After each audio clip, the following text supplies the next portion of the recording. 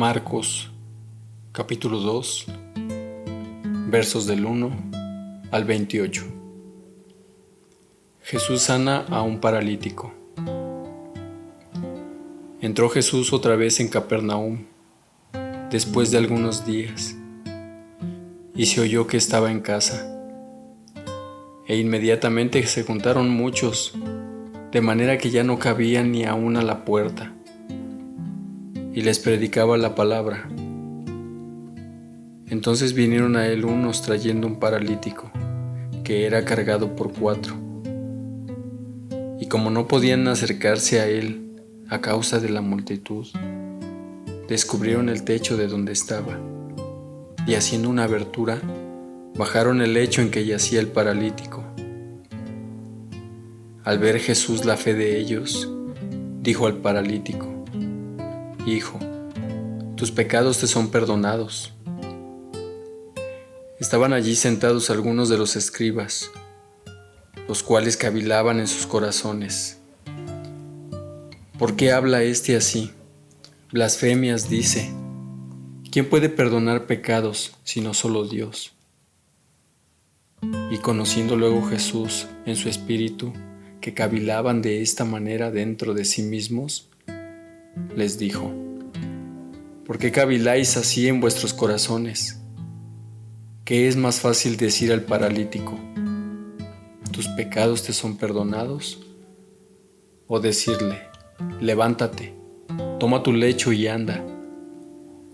Pues para que sepáis que el Hijo del Hombre tiene potestad en la tierra para perdonar pecados, dijo al paralítico: a ti te digo, levántate, toma tu lecho y vete a tu casa. Entonces él se levantó enseguida y tomando su lecho salió delante de todos, de manera que todos se asombraron y glorificaron a Dios, diciendo: nunca hemos visto tal cosa. Llamamiento de Leví. Después volvió a salir al mar, y toda la gente venía a él y les enseñaba. Y al pasar, vio a Leví, hijo de Alfeo, sentado al banco de los tributos públicos, y le dijo: sígueme. Y levantándose, le siguió. Aconteció que estando Jesús a la mesa en casa de él, muchos publicanos y pecadores estaban también a la mesa juntamente con Jesús y sus discípulos, porque había muchos que le habían seguido.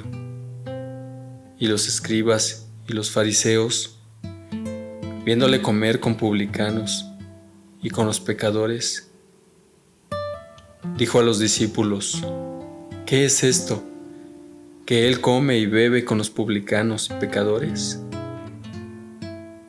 Al oír esto, Jesús les dijo: los sanos no tienen necesidad de médico, sino los enfermos. No he venido a llamar a justos, sino a pecadores. La pregunta sobre el ayuno. Y los discípulos de Juan y los de los fariseos ayunaban, y vinieron y le dijeron: ¿por qué los discípulos de Juan y los de los fariseos ayunan, y tus discípulos no ayunan? Jesús les dijo: ¿acaso pueden los que están de bodas ayunar, mientras que está con ellos el esposo? Entre tanto que tienen consigo al esposo, no pueden ayunar. Pero vendrán días cuando el esposo les será quitado. Y entonces, en aquellos días, ayunarán. Nadie pone remiendo de paño nuevo en vestido viejo. De otra manera, el mismo remiendo nuevo tira de lo viejo, y se hace peor la rotura. Y nadie echa vino nuevo en odres viejos. De otra manera, el vino nuevo rompe los odres, y el vino se derrama, y los odres se pierden. Pero el vino nuevo en odres nuevos se ha de echar. Los discípulos recogen espigas en el día de reposo. Aconteció que al pasar él por los sembrados, un día de reposo, sus discípulos, andando, comenzaron a arrancar espigas. Entonces los fariseos le dijeron: Mira, ¿por qué hacen en el día de reposo lo que no es lícito? Pero él les dijo: ¿Nunca leísteis lo que hizo David cuando tuvo necesidad y sintió hambre, él y los que con él estaban? ¿Cómo entró en la casa de Dios, siendo Abiatar sumo sacerdote, y comió los panes de la proposición, de los cuales no es lícito comer sino a los sacerdotes, y aún dio a los que con él estaban? También les dijo: el día de reposo fue hecho por causa del hombre, y no el hombre por causa del día de reposo.